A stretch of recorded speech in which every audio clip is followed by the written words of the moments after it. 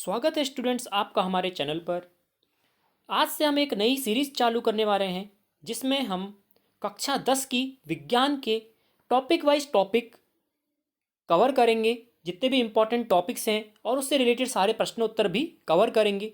और मेन चीज़ है, इससे आपको कंसेप्ट बिल्कुल क्लियर हो जाएगा। हम बिल्कुल कंसेप्ट वाइज आपके लिए ये लेके आए हैं ताकि जो आपकी बोर्ड की परीक्षाएँ आ रही हैं उसमें आप अच्छे से अच्छे मार्क्स ले पाएँ और आप आगे कोई भी कॉम्पिटिटिव एग्ज़ाम देते हैं उसके रिलेटेड भी ये काफ़ी इम्पॉर्टेंट है। इससे आपके सारे कंसेप्ट क्लियर हो जाएंगे। बिल्कुल जैसे पहला हमारा देख रहे हैं आप, रासायनिक अभिक्रियाएं एवं रासायनिक समीकरण।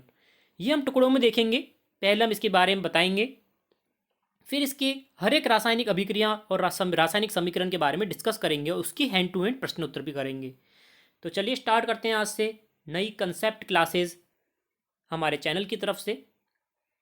देखिए, आपके मन में ये विचार कभी ना कभी जरूर आया होगा कि पौधे अपना खाना किस तरह बना लेते हैं, या लोहे की कील को खुले में रखने पर वह भूरे रंग की कैसे हो गई, हमारा भोजन कैसे पच गया, सांस लेते समय क्या हुआ, दूध को गर्मी के मौसम में बाहर रखने पर खराब क्यों हो जाता है। इस तरह के अन्य महत्वपूर्ण उदाहरण भी हैं।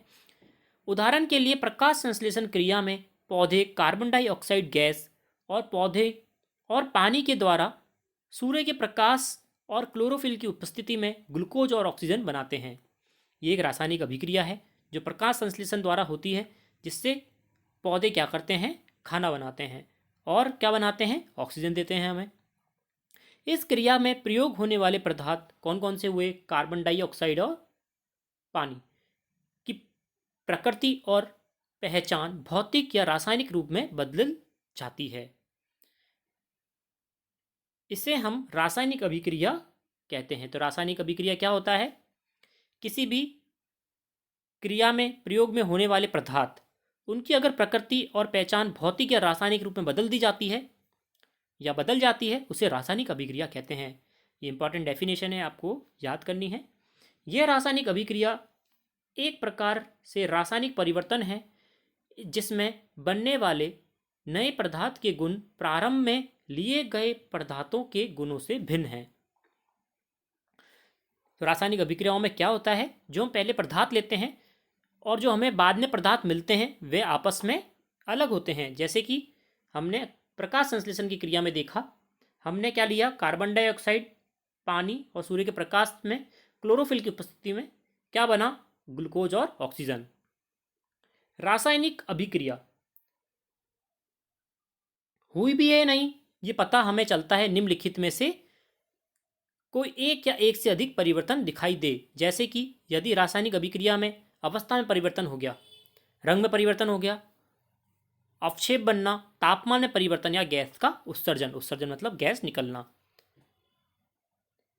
समझ लें कि रासायनिक अभिक्रिया हो रही है। जैसे लेड नाइट्रेट में पोटेशियम आयोडाइड डालने पर लेड आयोडाइड का पीला अवक्षेप बनना।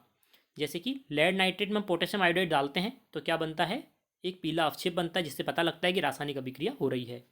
दो या दो से अधिक पदार्थों मिलकर एक या एक से अधिक नए गुणधर्म वाले पदार्थ का निर्माण क्या कहलाता है, रासायनिक अभिक्रिया कहलाता है। और इसका उदाहरण क्या हो जाएगा, हाइड्रोजन और ऑक्सीजन मिलकर पानी का निर्माण करते हैं। देखिए, हाइड्रोजन ऑक्सीजन लिया, मिला क्या, पानी। तो हमें जो निर्माणाधीन जो हमारा निर्माण हो रहा है पदार्थ का, वह बिल्कुल अलग है, और जो हमने पदार्थ लिए थे शुरू में वह बिल्कुल अलग है। देखिए आगे, अतः वह पदार्थ जो किसी रासायनिक अभिक्रिया में भाग लेते हैं उसे क्या कहते हैं, अभिकारक कहते हैं। जैसे कि हाइड्रोजन और ऑक्सीजन, ये क्या ले रहे हैं, भाग ले रहे हैं रासायनिक अभिक्रिया के अंदर। और वह पदार्थ जो रासायनिक अभिक्रिया के पश्चात बनते हैं उन्हें क्या कहते हैं, उत्पाद कहते हैं। जैसे कि जल, ये बाद में बनते हैं अभिक्रिया होने के बाद। तो आइए देखते हैं हमने आज क्या सीखा। आपको हर टॉपिक में इस तरह की आपको सीट मिलेगी जिसमें आपको ये पता लगेगा कि हमने क्या सीखा।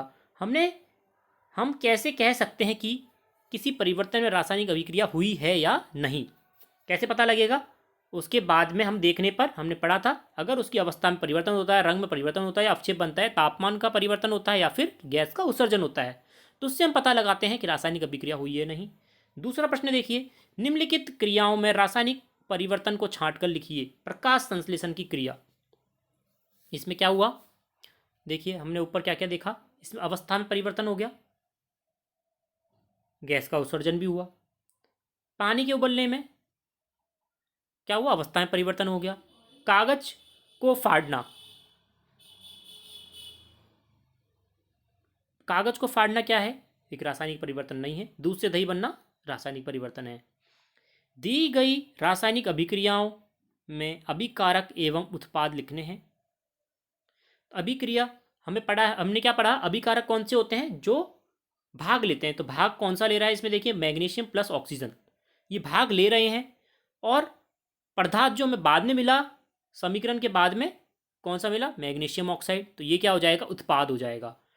तो अभिकारक कौन से हुए, मैग्नीशियम ऑक्सीजन, और उत्पाद कौन सा हुआ, मैग्नीशियम ऑक्साइड। अब कंसेप्ट क्लियर होना चाहिए कि अभिकारक कौन होता है, उत्पाद कौन सा होता है। एग्जाम में पूछा जाता है अभिकारक और उत्पाद के बारे में, तो आपको लिखना है बिल्कुल इसी तरह, तो डिटेल में ऊपर लिखा हुआ है अभिकारक कैसे कहते हैं, उत्पाद कैसे कहते हैं।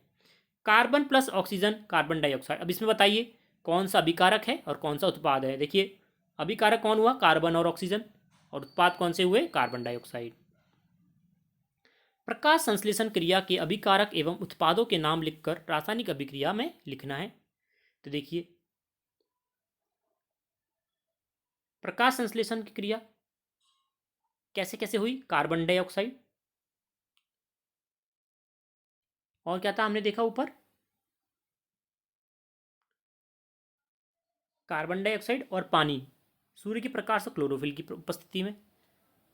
तो देखिए कार्बन डाइऑक्साइड और पानी, सनलाइट ऊपर लिख देंगे या सूर्य का प्रकाश आप हिंदी में लिखेंगे, और क्लोरोफिल,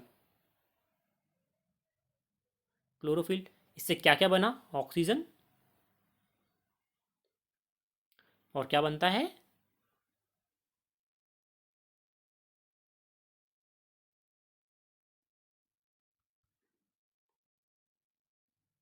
ग्लूकोज C6H12O6। दोबारा पूरी लिख देता हूं मैं, CO2 प्लस H2O, इधर लिखेंगे सनलाइट या फिर सूर्य का प्रकाश, और नीचे क्या लिखेंगे, क्लोरोफिल, ऊपर से देख लेना। और इससे बनेगा क्या, ऑक्सीजन और ग्लूकोज, इस तरह की समीकरण होगा। तो इसमें अभिकारक कौन से हैं, अभिकारक होते हैं जो भाग लेते हैं, CO2 और H2O। और उत्पाद कौन से हुए, ऑक्सीजन और ग्लूकोज, उत्पाद हो गए। अगला देखिए, पूजा की मम्मी गर्मी में गूथा हुआ आटा फ्रीज के बाहर रखकर भूल गई। सुबह देखने पर आटे में कुछ परिवर्तन दिखाई देते हैं। ये परिवर्तन कैसे हैं, भौतिक या रासायनिक, रासायनिक परिवर्तन है। वह आटे में फफूंद आ जाएगी, उसमें गैस का उत्सर्जन होगा CO2 का।